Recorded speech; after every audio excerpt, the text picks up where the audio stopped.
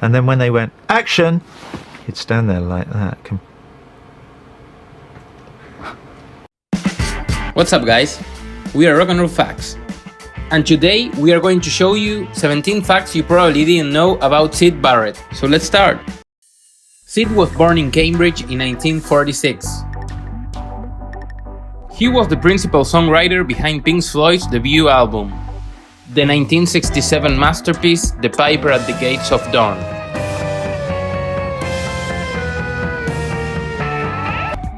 SYD created Pink Floyd by joining the names of two blues artists that he liked, Pink Anderson and Floyd Council.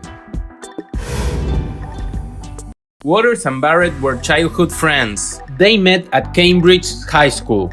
Waters said they had it completely figured out. Roger also quotes, "We made an agreement when we were both at college in London that we'd start a band together." There are theories that said SYD suffered from schizophrenia. Waters maintains that Barrett suffered without a doubt from schizophrenia. There is no doubt that SYD was schizophrenic. While Richard Wright said that Barrett's problems stemmed from a massive overdose of acid, and that the change in his personality and behavior came on suddenly because of that. Too much acid will literally fry your brains. It definitely does change the whole pattern in your brain.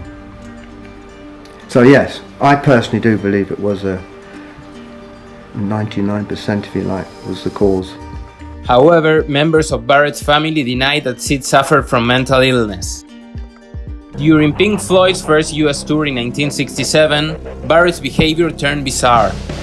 I mean, there's all these famous stories, but SYD literally went on stage and just stared straight into space and detuned all his strings on his guitar and hitting it until it was just this god-awful noise. On the tour I was telling you about, we did the Pat Boone show, and Pat Boone came on and said hello, and what SYD would do is through every run-through or rehearsal we were miming to see him play or something, and then they go, okay, we'll take it, because we were taping it, and then when they went, action, he'd stand there like that. How long do you plan to stay with us? Well, I think we're here for 10 days or now. Before we continue, and if you are liking the video, it's a perfect time to remember you two things. Like this video, Like this video, and turn on the notification bell so more people can watch our content. And subscribe, of course. Thanks for that. Barrett tried to join a religious sect before achieving success as a musician. In 1965, he began using psychedelic drugs with friends of Cambridge. The introspection induced by LSD and other substances led many in his circle to convert to a sect of Sikhism known as Sant, literally Path of the Saints. In 1978, he reverted to his real name, Roger Barrett, killing his rocker alter ego for good, perhaps. Yeah, it is. Yeah. Come on! Yeah. Then he spent much of the rest of his life living quietly in his hometown of Cambridge. Leaving London for good, he traveled 50 miles to his mother's house on foot. Barrett's money ran out and he retreated to his mother's home in Cambridge. He made the 50-mile trek on foot. His sister Rosemary Breen remembered he had some huge blisters on his feet that took a while to heal. He watched a documentary about his own life and didn't like it. In November 2001, the BBC aired a TV special about his own life. Intrigued, he decided to tune in.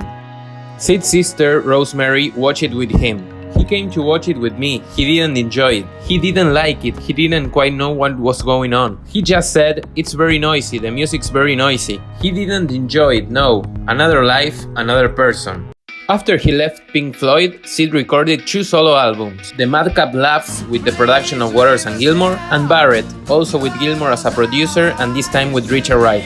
Both were released in 1970. Barrett loved art and painted for the majority of his life. He even wrote an unpublished book about the history of art. In a pile of manuscripts found after his death, there were more than 100 pages of notes of the chronology of art history. Like all late projects in his life, it was only intended for his own enjoyment and was never planned to be published. Said he had an enormous capacity for life, and I thought his painting was great. He was painting quite a lot at the time. David Bowie once called Sid a poet in a rock band. Barrett visited Pink Floyd members in 1975 during the recording sessions for Wish You Were Here album. He attended the Abbey Road sessions and announced, and watched the band working on the final mix of Shine On You Crazy Diamond, a song about him. By that time, 29-year-old Barrett had become overweight and shaved off all of his hair, including his eyebrows. His former bandmates didn't initially recognize him. It is said that Barrett spent part of the session brushing his teeth. Waters asked him what he thought of the song, and he said that it sounds a bit old. Sid's girlfriend, when they were both teenagers, said his musical tastes were very eclectic. He sometimes listened to blues, Bob Dylan, the Kinks, and Animals, also some jazz like Charlie Parker and Miles Davis. She also said people always say he was into the Beatles, but he was more into the Stones. According to Gilmour in a 1974 interview, the members of Pink Floyd approached psychiatrist Ronald David Laing. After hearing a tape of a Barrett conversation, Laing declared him incurable. The psychiatrist Ronnie Laing? Yes. Ronnie Laing? Yeah. Yeah. I believe, again, I believe that we managed to get him to see Sid. And his opinion was that it was hopeless.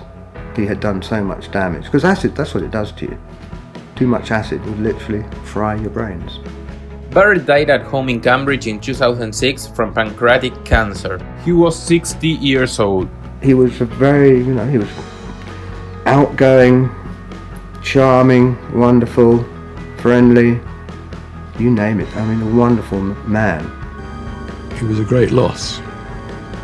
And, imagining what he would have gone on to do is speculating on that, if you like.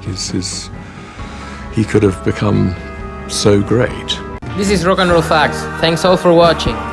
And don't forget to subscribe.